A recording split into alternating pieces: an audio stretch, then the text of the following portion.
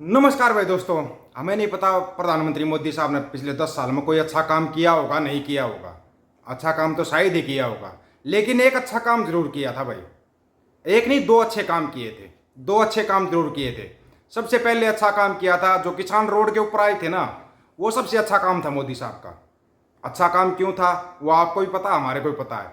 अगर मोदी साहब ऐसा ना करते, 3 काले कानून ना लेके आते, तो शायद ही हरियाणा और पंजाब के लोगों का दिल मिल पाता। शायद ही लोगों को यह पता लग पाता भी हरियाणा और पंजाब तो एक ही चीज है।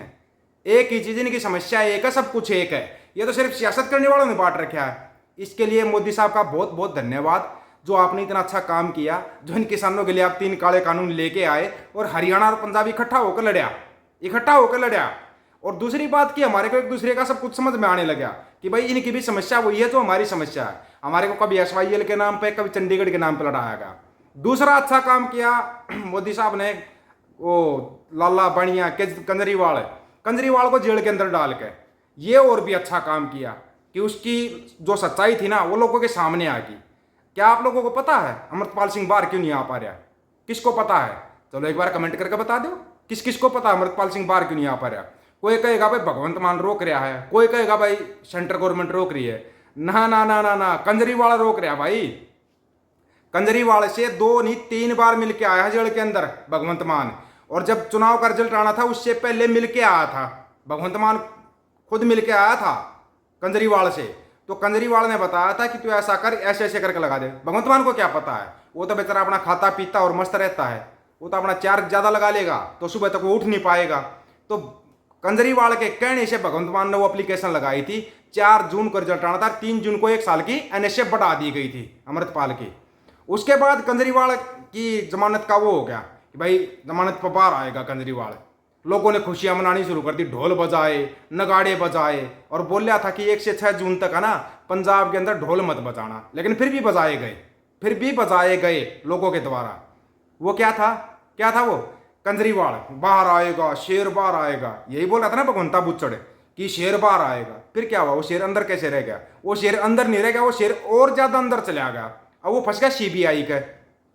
जैसे ही CBI के अंडर में आया तो टकदे ही बंदे ने बोल दिया मेरा तो इसमें कोई कसूर नहीं, जो कुछ किया मनीष सिसोदिया ने किया है।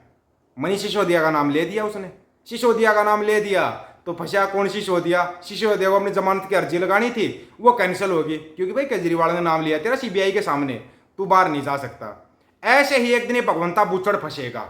आज बता रहे हैं आपको, याद रखना, भगवंता बुच्चड़ या तो जेल में जाएगा या फिर अपनी दूसरी टिकट लेके जाएगा। ये दूसरी टिकट होगी इसकी, ये टिकट इसकी, और यहाँ आसपास की टिकट देगी। पंजाब में तो ये रहेगा नहीं, पंजाब में नहीं रहेगा, क्योंकि जो बुच्चड़ वाले काम यो कर रहा है ना, उस बुच्चड़ वाले कामों का नाम ना, चलो अगर कोई इंसान नहीं देगा ना तो वाहे गुरु अकाल पुरख इसको पक्का सजा देंगे, और ऐसी सजा देंगे।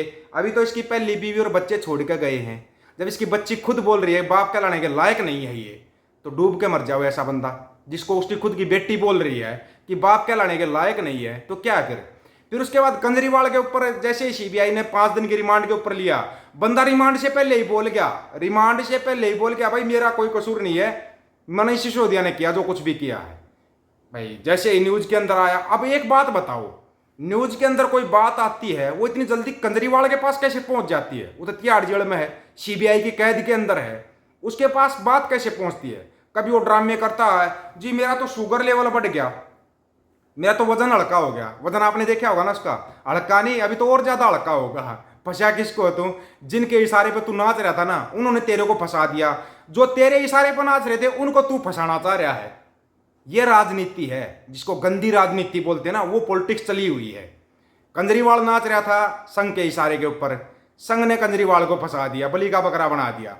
कंजरीवाल ने क्या किया? बलि का बकरा बना दिया मनीष सिसोदिया को, कहीं ये बाहर ना आ जाए, तू तो अंदर है, कहीं ये CM ना बन जाए। CM तेरी औरत बननी चाहिए, है ना?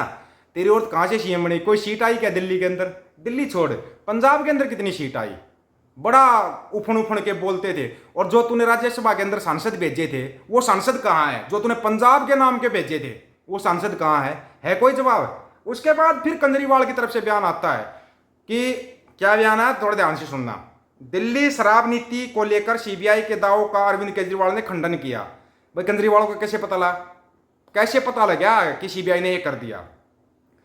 केजरीवाल ने कोर्ट में कहा कि मीडिया में कुछ चल रहा है जो सही नहीं है।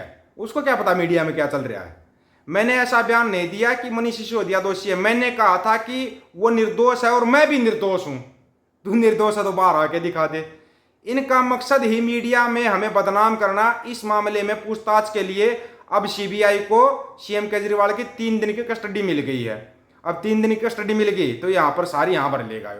शराब घोटाले मामले में बुधवार को सीबीआई ने दिल्ली के मुख्यमंत्री अरविंद केजरीवाल को गिरफ्तार किया था। अब एजेंसी को उनकी 3 दिनों की कस्टडी मिल गई। इस बीच सीबीआई ने दिल्ली की शराब नीति और इसमें भूमिका को लेकर कोर्ट में कई दावे किए थे। अब इन दावों का केजरीवाल ने सिरे से खंडन किया। केजरीवाल ने कोर्ट में कहा कि मीडिया में कुछ चल रहा है जो सही नहीं है। मैंने ऐसा बयान नहीं दिया कि ये मेरे को बदनाम करना चाहते हैं। मनीष सिसोदिया निर्दोष और मैं भी निर्दोष हूं। अगर निर्दोष है तो भाई बाहर आ जाओ। सीबीआई के दावों पर केजरीवाल ने कहा कि इन्होंने सीबीआई की तरफ इशारा करते हुए सिर्फ मनसा के बारे में पूछा था। मैंने कहा था कि शराब नीति रेवेन्यू बढ़ाने को लेकर शुरू की गई थी।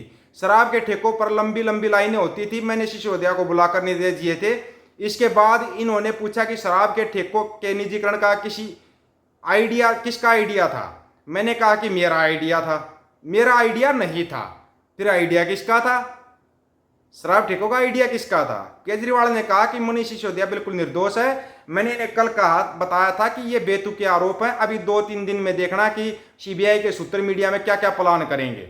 उन्होंने कहा कि इनका आइडिया ये है कि कल हेडलाइन इस तरह की हो कि केजरीवाल ने अपना ठीकरा सिसोदिया के पर फोड़ दिया। ये लोग इस मामले को सनसनीखेज बना रहे हैं। इनका मकसद बस सनसनीखेज हेडलाइन बनाना है। सीबीआई के दावों पर केजरीवाल ने कहा कि इन्होंने सिर्फ मनसा के बारे ऐसा किया। कोर्ट में सीबीआई और केजरीवाल के बीच में जोरदार बहस हुई। सीबीआई के दावों पर केजरीवाल ने अपने वकील विवेक जैन ने कहा कि आहा, वकील विवेक जैन, भाई एक बानिया का वकील बानिया नहीं होगा तो कौन होगा? क्या सोच रहे हो? जाट होगा या कोई दूसरी जाति का होगा? नहीं होगा। ये बानिया कभी जाट और किसान के ऊपर भरोसा नहीं करता, कभी नहीं करता। अगर भगवंत मान ये सोच रहा है कि तू इससे बार बार जेल में जाकर मिलेगा और तू उसकी एनएसए बढ़ाता रहेगा तो भगवंते बहुत बड़ी गलती कर रहा है। तू अपने घर का मुहूर्त करके घर में जाना चाह रहा था ना, लोगों ने नहीं जाने दिया ना। यहीं से अंदाजा लगा ले कि तेरी रेपुटेशन कहां पे है। और बचा तेरा कंजरीवाल को अगली बार तू पंजाब लेके आ। कंजरीवाल के इशारे पे अमृतपाल सिंह का एनएसए बढ़ाया गया। कंजरीवाल के इशारे पर जब डीएसपी को पत्र लिखा गया, उसके बाद भी अमृतपाल सिंह को कसम परेड के उसमें जो सौगंध खानी थी ना, शोचक समागम के अंदर नहीं आने दिएगा। वो पूरा का पूरा इशारा कंजरीवाल का था, जिसके इशारे पे चल रहा है कौन? भगवंता बुच्चड़, जो कि दीप सिद्धू बहुत पहले बता कर चला गया था। दीप सिद्धू ने बहुत पहले बता दिया था कि ये लोग दिल्ली के इशारे पर चलेंगे। जब भी कोई मुसीबत आएगी ना, हिंदी में ट्वीट करता है ये भगवंता बुच्चड़, हिंदी में ट्वीट करता है। क्या बात, पंजाबी भूल गया क्या? पंजाबी भूल गया, हिंदी में ट्वीट हम करेंगे हमारा। चलो ठीक है भाई, वो भी फिर भी हमारी हरियाणवी लिखा। गणे भैया का हरियाणवी समझ में नहीं आती भाई, नहीं आती तो समझो थोड़ा उसको। हम भी तो पंजाबी समझते हैं, आप हरियाणवी समझो थोड़ा। एक दूसरे को समझेंगे तभी तो पता लगेगा ना। बाकी बचा कंजरीवाल तो गया लंबा।